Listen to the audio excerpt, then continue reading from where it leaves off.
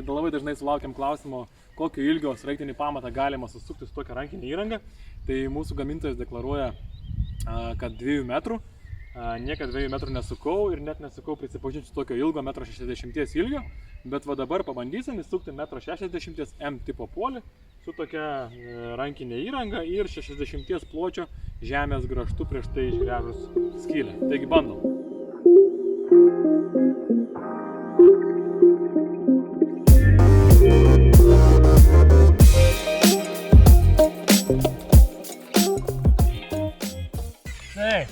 Skylė paruošta, nu ką, dabar bus linksmybės.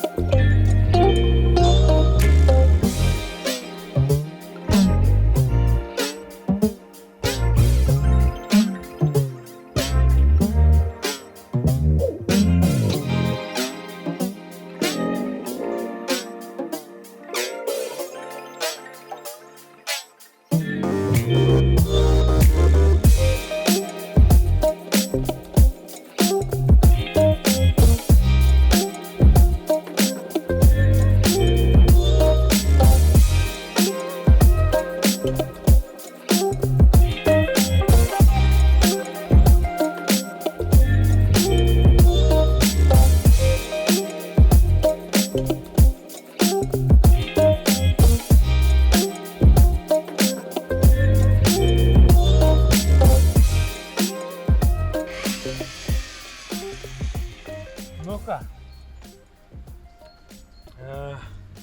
spūdingas daiktas, kas čia 50 minučių, 1,60 m polis susuktas.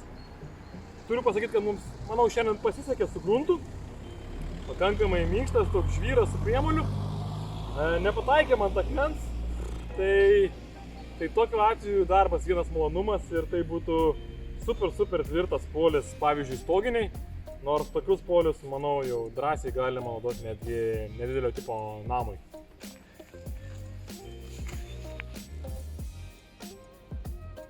Šito net nebandysiu judinti, nes jo niekas nepajudins.